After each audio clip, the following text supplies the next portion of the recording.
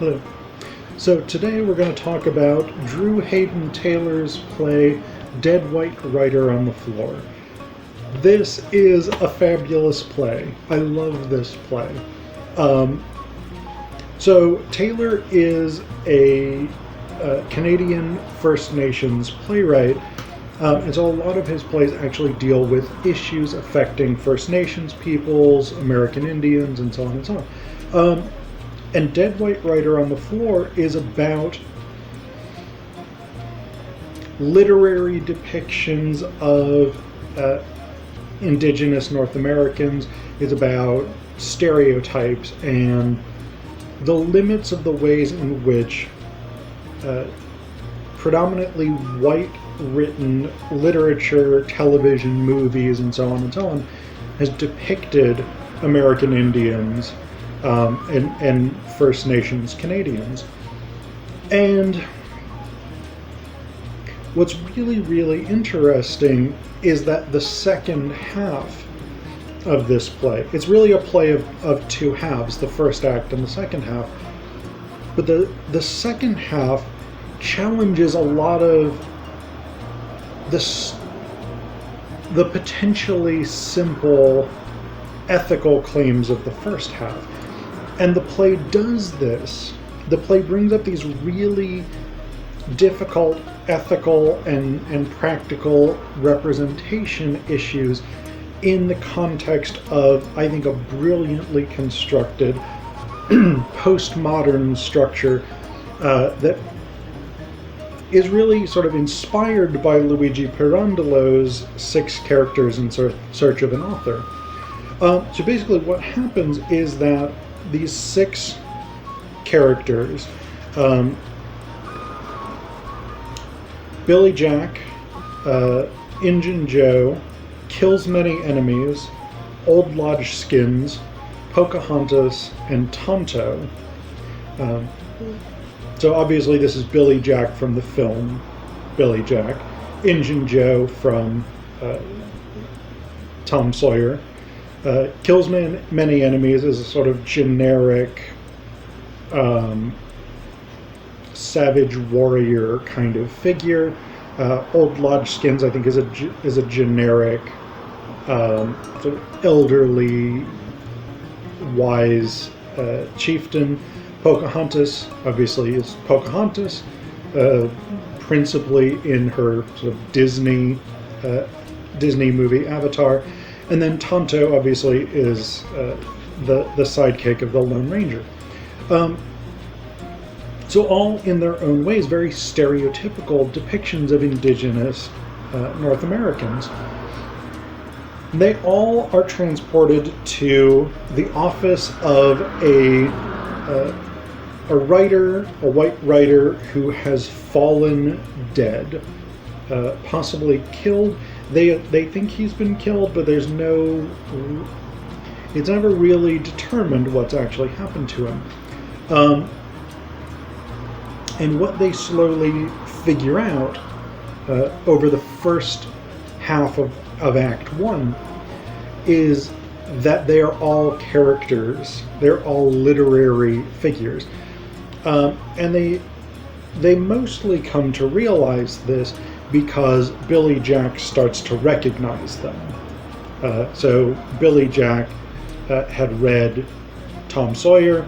He knew the Pocahontas story and so on and so on. So he starts recognizing, and he knew the Lone Ranger. So he starts recognizing these literary tropes. And at some point they actually find, among the writer's books, he actually finds the books about them. And so they start to sort of recognize themselves in this literary culture, and they slowly come to realize how little their personalities are their own, as opposed to these stereotyped and very sort of stilted cultural images. So like Tonto, for instance, Tonto spends the early portion of the play waiting for the Lone Ranger to come and rescue him because that's what he knows. That's all that happens, really. in the show is Tonto gets into some kind of trouble and the Lone Ranger rescues him. He is Daphne from Scooby-Doo, in a way. And at some point, Billy Jack starts trying to convince him that he can actually do things on his own. He doesn't need the Lone Ranger to come and save him, that he has agency. And Billy Jack says, no, you must adjust. You're in a different time and place. You're here now. You're equal to each of us. You don't have to follow him anymore. Tonto says, me don't understand. You sound like you know Tonto. Injun Joe says, yeah, don't he? Billy Jack says, what I do know is that you can be better than you were. All of us. All of you. Maybe all of us. We're obviously here for a reason. And so this starts this train of logic. This idea that it starts really this resentment against the fact that they're all characters in stories, and each of them has their own sort of moment of recognition of what they want but have never been allowed to have. And I think Pocahontas is the most interesting one. So I'm gonna read you several bits and pieces of Pocahontas, a sort of revelation of what she realizes and what she wants. She says, exactly, I'm a grown girl, and it's about what he said, about doing the same thing, being trapped. I'm tired of playing in the forest. There's only so many times I can swim those stupid streams. I'm an Indian princess with no power. I mean, raccoons and hummingbirds are fine, but there's got to be more to life than that. I haven't done anything substantial with my life. All I do is squeal and play like a child. It'd be nice to be somebody who... Billy Jack says, who what? Pocahontas says, who's respected. Later she mentions this, I'm a 12-year-old running around with a 33-year-old sailor. No wonder my father wanted to kill him. A lot of this is actually dialogue, but I'm just going to skip through and sort of read the main bits from Pocahontas. And let's not forget I've been with the same man for what seems like forever.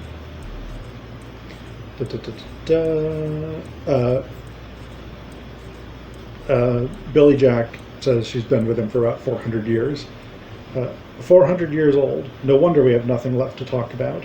And after all that time I invest in John, he leaves me to go back to England. Forget the little girl that gave him her heart. Typical of a man, isn't it? It's all so pointless. I've been stared at, fantasized about, romanticized, lusted after, and I have to face it all with a smile, open arms, and even open legs. The novelty is worn off. I want out. And that son of a bitch, indicating the white writer, was going to start it all over again. Another goddamn story about the little lovesick Indian princess. Damn it, you'd think that these male writers would come up with an original idea once in a while instead of constantly putting me through this garbage. And you just reach a point where where there have been too many broken hearts, too many sailors giving me the eye, too many conversations with raccoons, that finally something snaps, and you say no more, no more. The next writer who has me in buckskin miniskirt running through those damn bushes knee-high in poison ivy will be in deep fucking shit. And then the stage direction says there's a pause of silence. Pocahontas realizes she's gone out of character and becomes embarrassed. She reverts to Indian princess mode again. But then later on, and this is the last bit I'm going to give for her, because this takes us into the second half, which I'll come to in just a minute. She said, yes, I'm tired of being a woman in a child's body. It might be good to bear a child instead of being one. Keep that in mind, because I'll come back to that.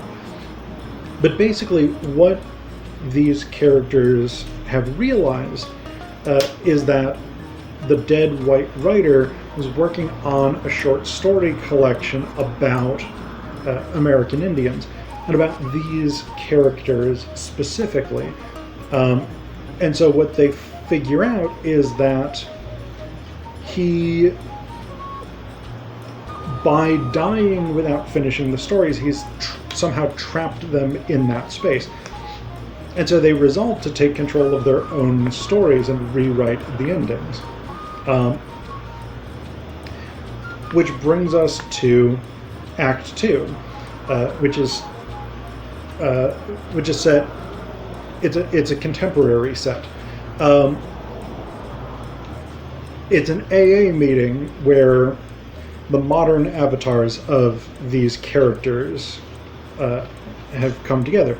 So Billy Jack is now Mike, Injun Joe is now Fred, Kills Many Enemies is now Bill, Old Lodge Skins is John, Pocahontas is Sally, and Tonto is Jim. And each of these characters has, in a way, gotten the thing that they wanted, but it's not quite like they pictured it. So, at the end of her recognition bit, Pocahontas had said it might be good to bear a child rather than be one. She now has 11 kids, and she's trying and kind of failing to support them on Social Security and bingo winnings. Tonto had wanted to be in charge of something just once, and he's now running the reservation, but he's so corrupt about it, and he's committing so many crimes that he's going to go to prison.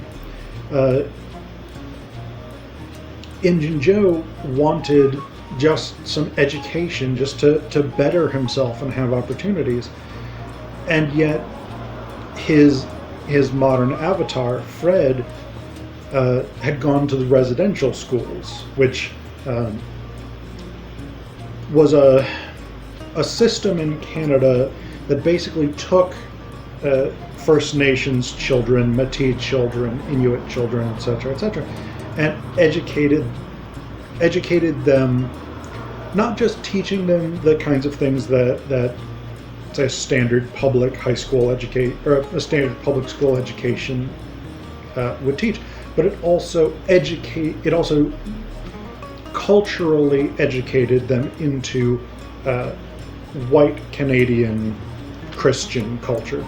And it was an extremely traumatic experience for a large number of First Nations people.